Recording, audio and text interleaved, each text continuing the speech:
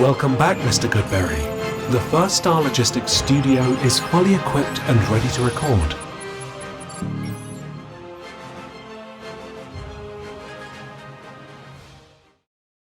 Welcome back to Bengals on the Brain, presented by First Star Logistics. I'm your host, Joe Goodberry. Thank you for joining us as the Bengals made some big moves and got the two receivers locked up for the foreseeable future.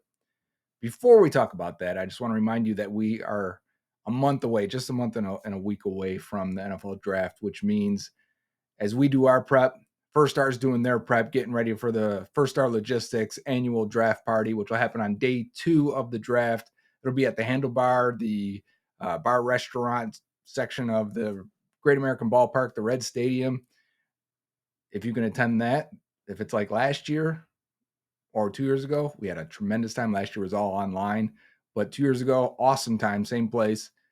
If you can't come, it will be live streamed. So make sure you check that out when we do it. Day 2 of the draft, which will mean we'll have a bunch of interviews with players, and Dave Lapham's going to be there, and he's going to have his interviews, and we're going to have giveaways, and we're going to have analysis and countdown as the Bengals are on the clock, second and third rounds, day 2. Hopefully we have more picks than that. That'd be nice if we can. Maybe we see a trade back in round 1 to give us an extra pick when we get there. But make sure you stay on the lookout for that on the First Star Media YouTube page, where you can watch that instead of the big networks that skip over and go to commercial every time the Bengals are on the clock. We will have you covered and have you live. The big news, though, we knew it over the weekend. If you're on Twitter, if you're following me, if you're subscribing to me, if you're checking out other local reporters, guys like James Rapine, who was on this, the Bengals came to an agreement. Finally, this has been a long saga. I think we've been talking about it, not just 2 years. It wasn't just last year with Jamar almost getting done, with Tee Higgins getting the franchise tag and asking for a trade in 2024. I think it goes back even to a year previous to that, at the very least. I think fans of other teams were talking about it in 2021 when Jamar was a rookie. The Bengals are in the Super Bowl, and other fans are like, how are they going to keep these guys together? They're not going to be able to keep them all together. And here we are now, 2025, and for the foreseeable future, it's going to be Burrow throwing to Tee Higgins and Jamar Chase. That's amazing. We've gone through so many storylines, defending the team at times, criticizing the team at times, because it was all warranted, right? Both sides of it was, and it still is. The conversation still has gotten weird.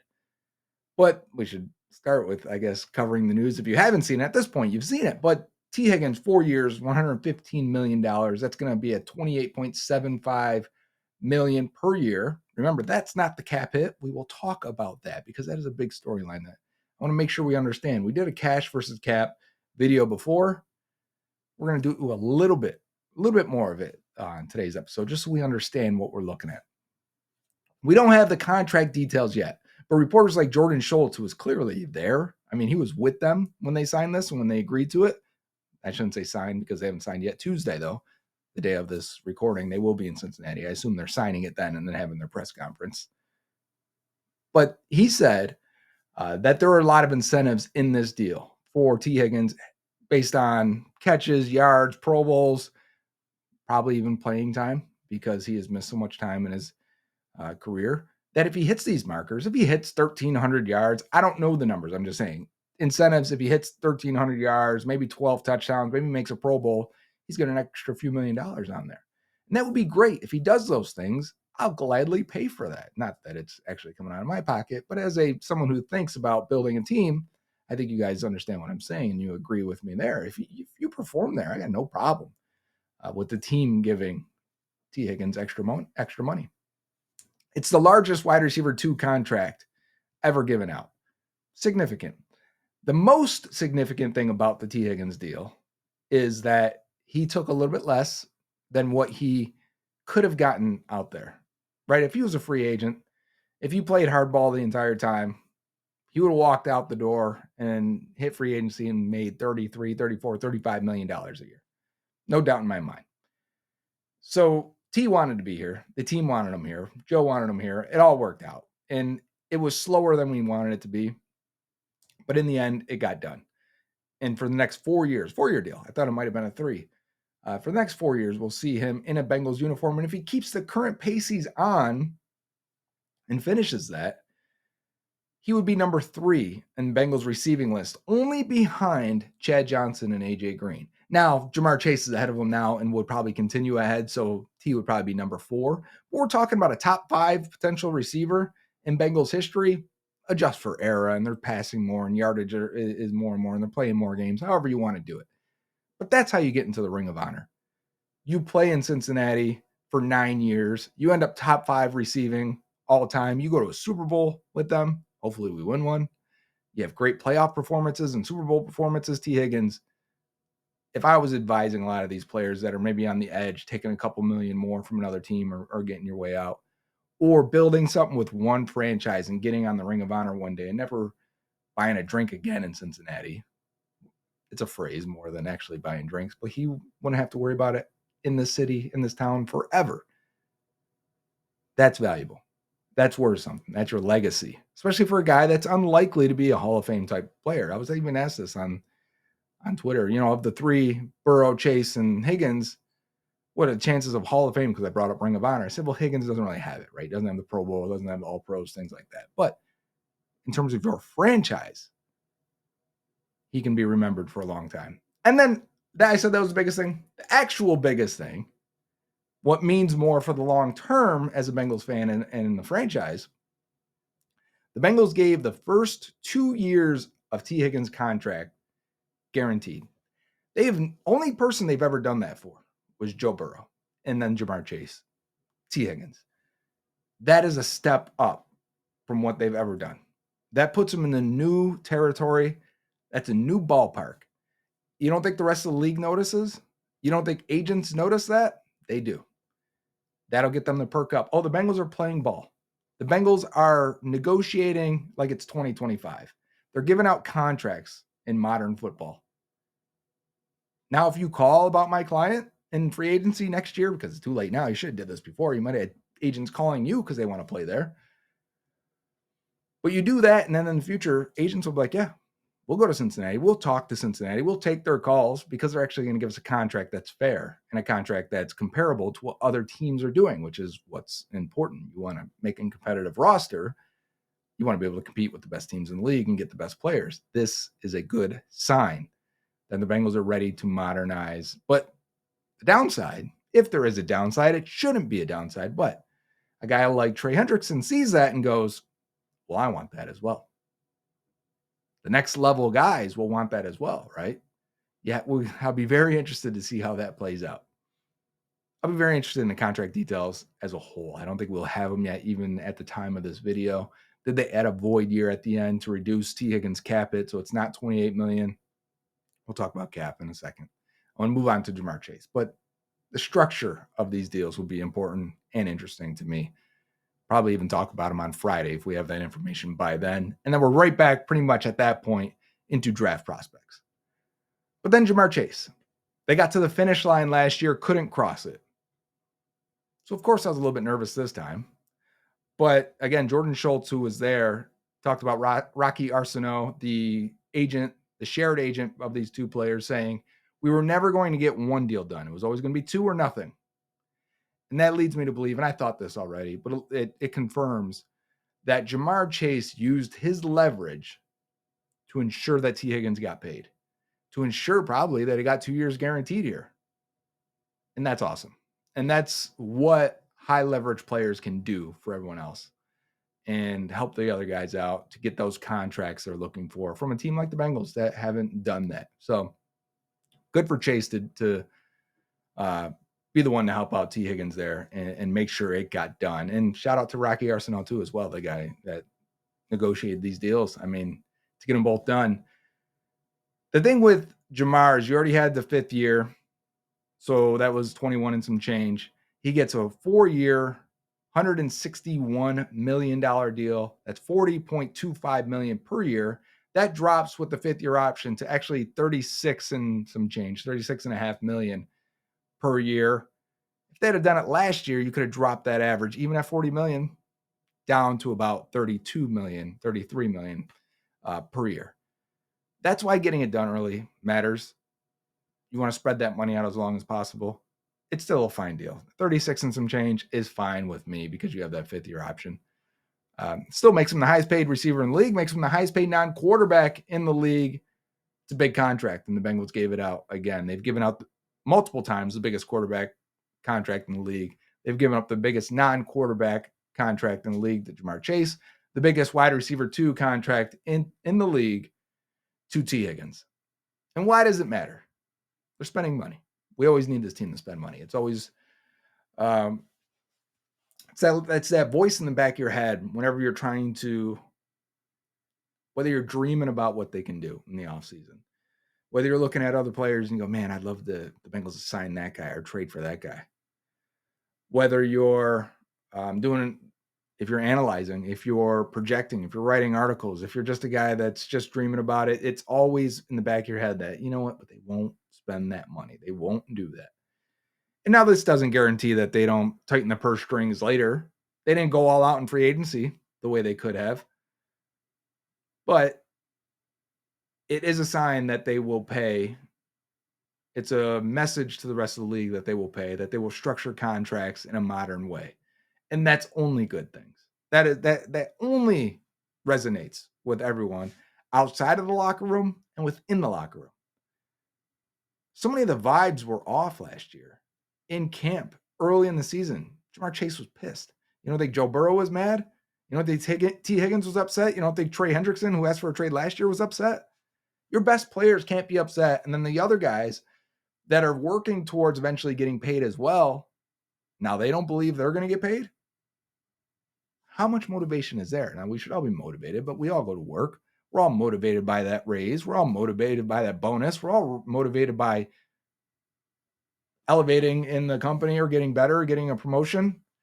If it's off the table, if those things are off the table and you don't feel like they can happen, watch the productivity decline. So you sign these guys, and maybe we still get Trey Hendrickson. Reports are that they have renegotiated or reopened talks, reached out to Trey. We'll see what happens there. At this point, I don't think he's going anywhere. So we'll see what kind of deal they can come to, what type of agreement. Well, you pay these guys, and it shows the other guys that, hey, you do that work, you do a little more, you stay focused, and we'll pay you. You can have a home here. You can have a long career here. You don't have to worry about all these other things.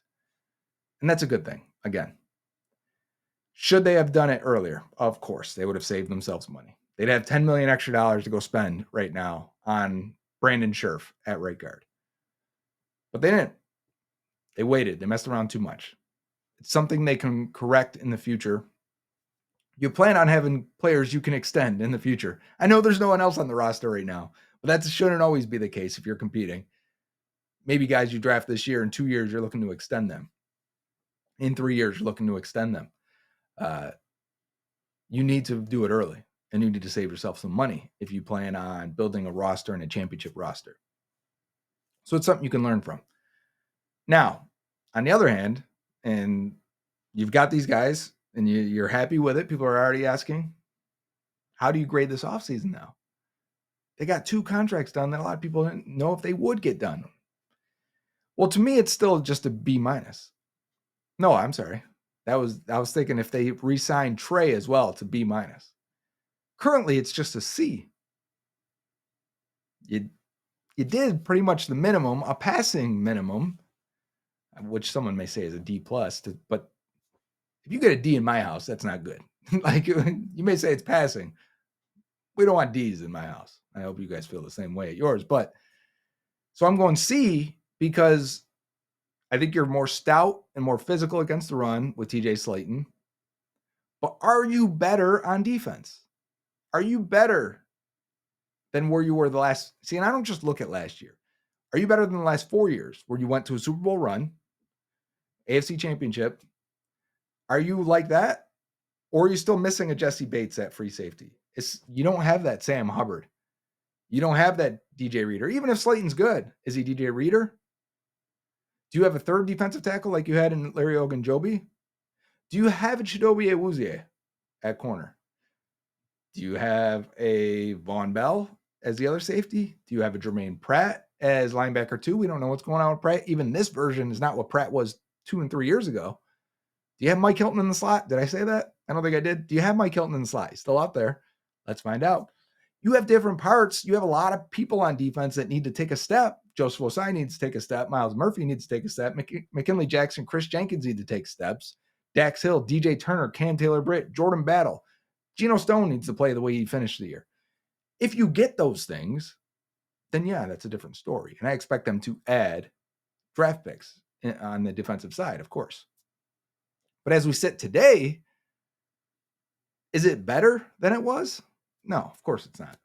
And we don't know what's going to happen with Trey still. And without Trey, you lose Trey in this offseason, you're failing because you cannot have a good enough defense this year without Trey. You cannot have a championship pass rush this year without Trey. The free agents are gone. It's over. Free agency is pretty much over with. You're going to get some one-year deals. Those are just one-year deals.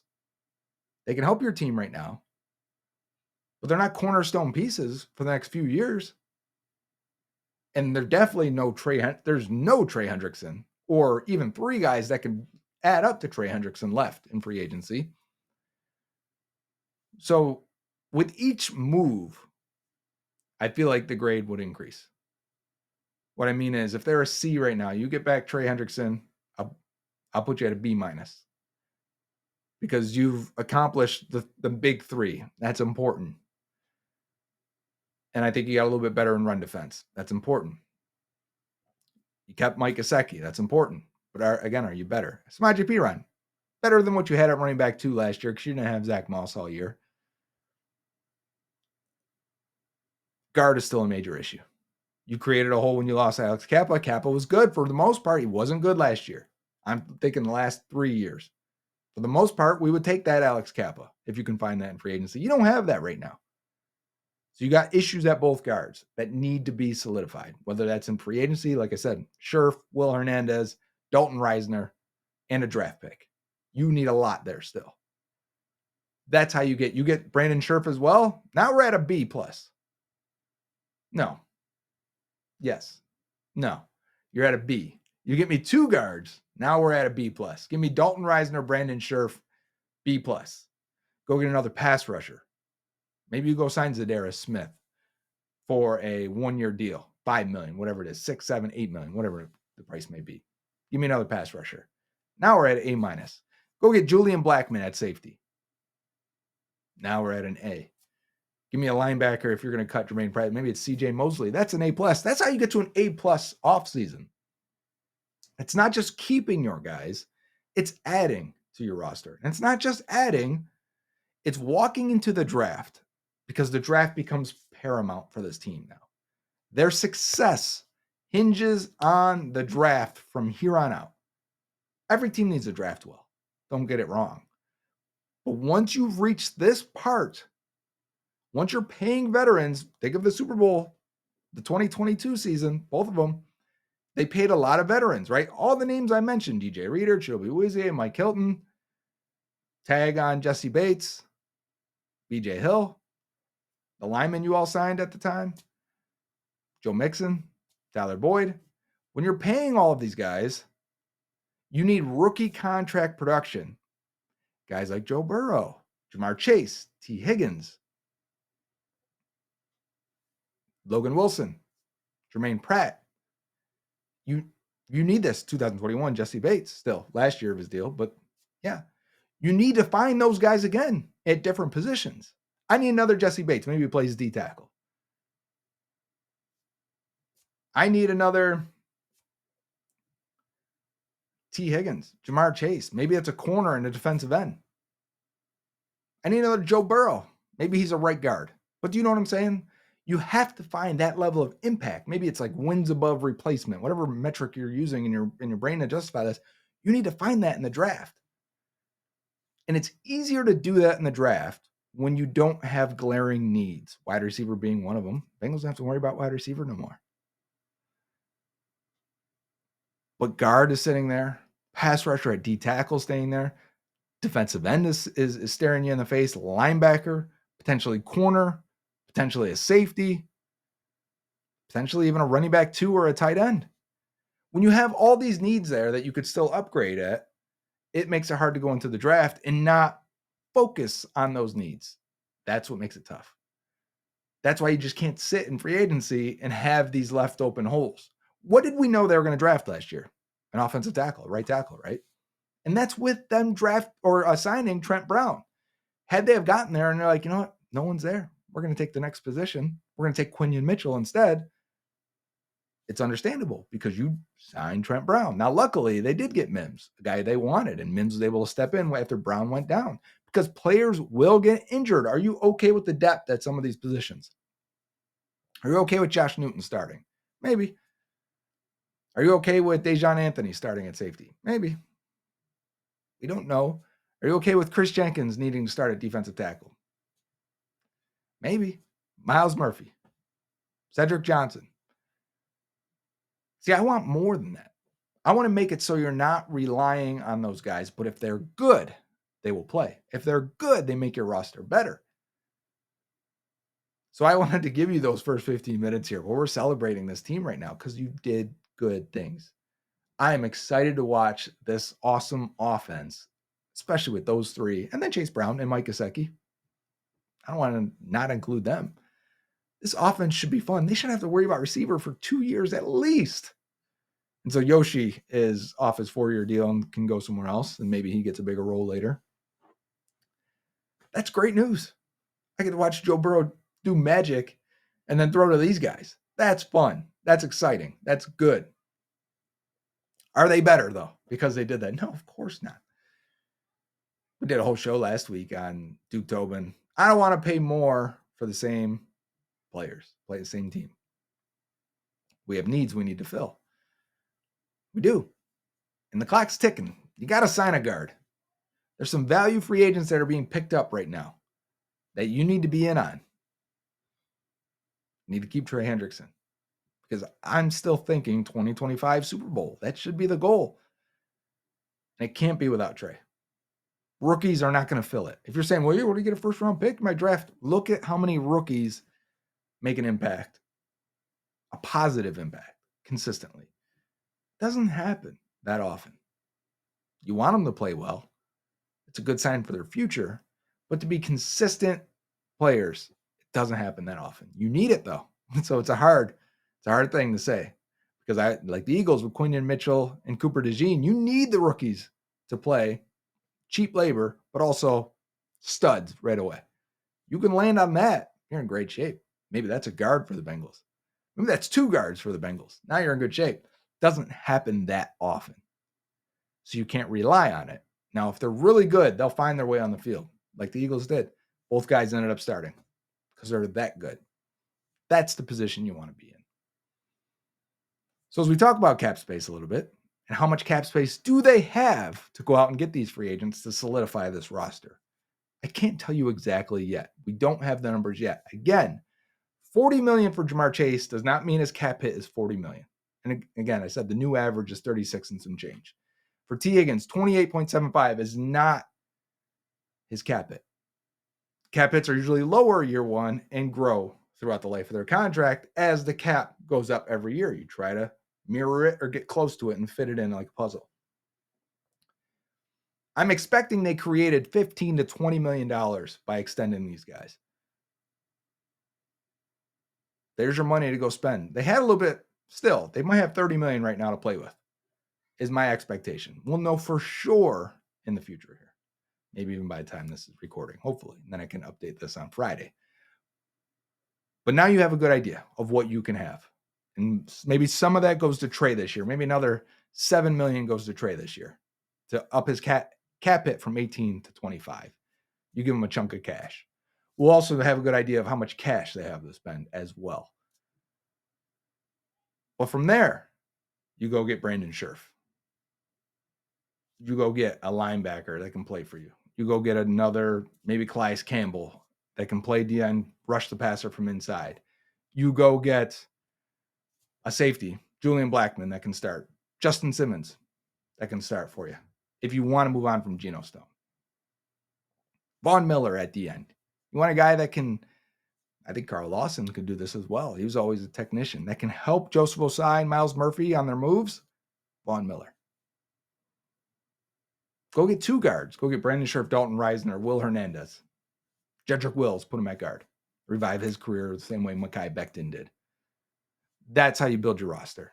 That's how you get it to where you need it to be, to get an A+ offseason, to go into the draft. Clear eyes, wide open, take the best player available. Because your needs today will not be your needs in September, which will not be your needs in January. So you have to build the team completely, fully, thoroughly. It includes paying some backups. We've got these hurdles to jump, right? One was, can I get guaranteed money in the second year for one of these deals? And they did it with Tee Higgins. Next, can I see some void years at the end of these contracts to try and spread these cap hits out even further so we can maximize this roster? 3, can I get the Bengals to sign backup players for more than just the minimum, more than 2.5, 3 million, like they did for Akeem Davis-Gaither, Oren Burks, Cody Ford. They see those guys as role players, special teamers, spot starters. I'm talking straight up. Azeez Ojulari just got 1 year, $4 million for the Eagles. He knows he's a backup. He knows he's in a rotation. Would the Bengals be comfortable doing that? I need to see that. I'd love to see that. That's how you build the back end, the bottom of your roster. That's how you secure your depth and create a championship team heading into the draft where, again, becomes paramount to draft well. So set yourself up to draft well. And now I have to chase needs, force needs, and do the wrong thing on the live show on the First Star Logistics draft show where I have to criticize you for chasing needs and not taking the players I want you guys to draft, because that's what it really is about, isn't it? Well, some people think that. That's not how it goes. This is my Bengals on the Brain, number 156, presented by First Star Logistics. Until next time, Who Dey? Hey, Dave Lapham here. While games are over for the season, there's no off-season for the First Star Media Group or First Star Logistics. Join me in the trenches and Joe Goodberry of Bengals on the Brain here on the First Star Media Group YouTube channel. First Star Logistics gave away great prizes during the season, which will continue with exclusive content and special giveaways during the off-season. So please subscribe to the channel and hit the like button to help us continue to grow the channel.